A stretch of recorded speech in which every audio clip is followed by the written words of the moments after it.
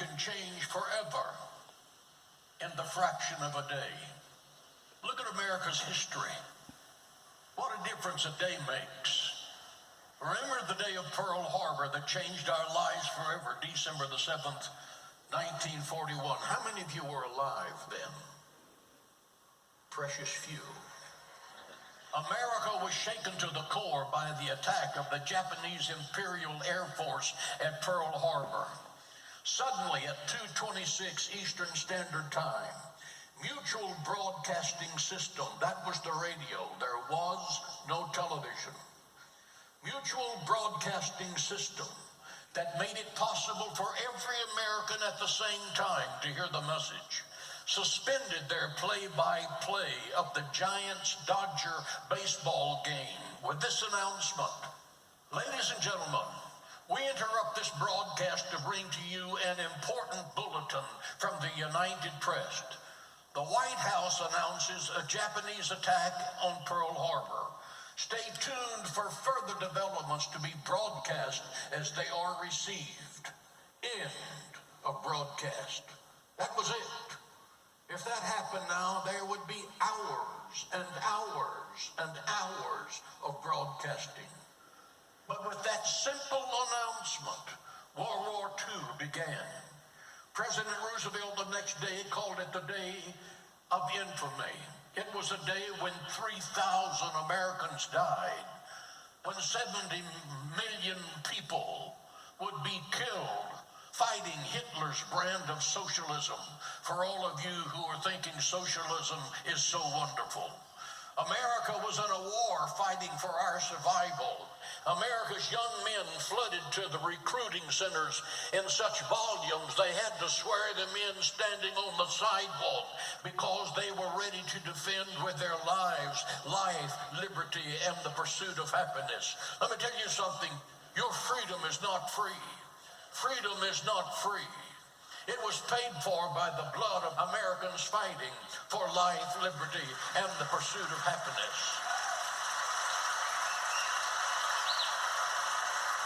In those days, everyone saluted flag.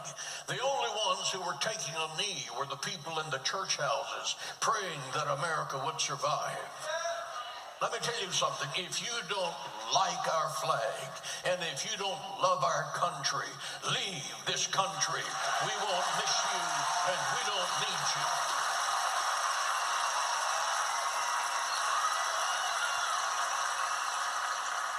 World history turned in an instant.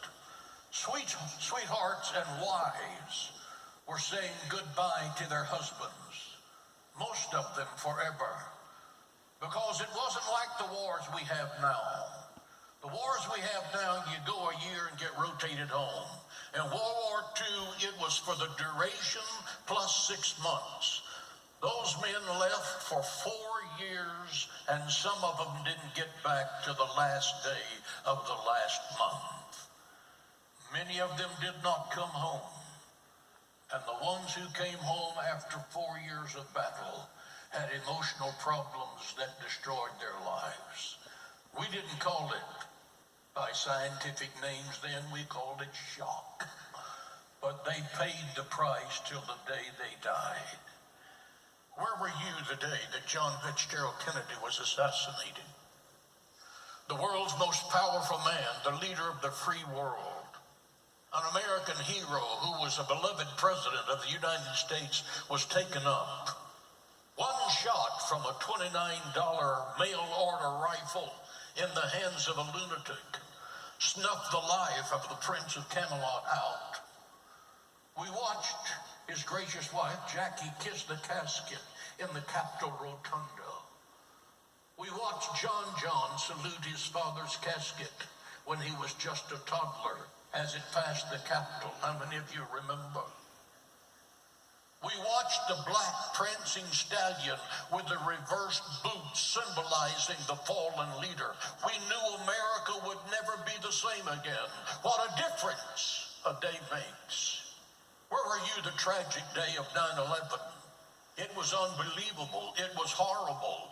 We watched the tragedy on live television as 3,000 Americans were murdered by religious radicals. The fuel from the jets created a massive inferno in those towers. We saw Americans leap high off of those buildings to their deaths to prevent being burned alive. First responders dashed into the flames and into the ruins of those towers, trying to save citizens.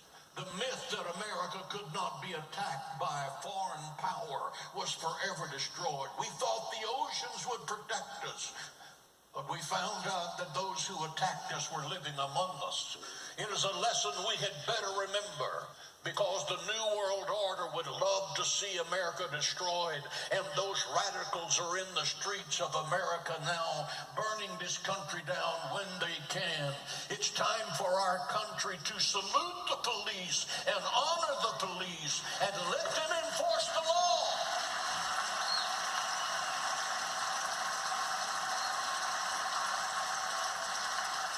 COVID-19 changed America in a day. The Chinese communists released a deadly virus that swept the world. America's economy was shut down. Churches were closed. Schools were shut down by teachers' unions. Overnight, we became a nation of masks, gloves, and social distancing. Ordinary politicians became dictators. They loved the lights of the cameras, and all they had to do was make an urgent announcement that was no announcement. It was just pontification about things they had no constitutional right to say, because they want to ascend to a higher office. And with all of this television exposure, surely that will happen. Let me tell you, we will remember you, and we most assuredly will not vote for you.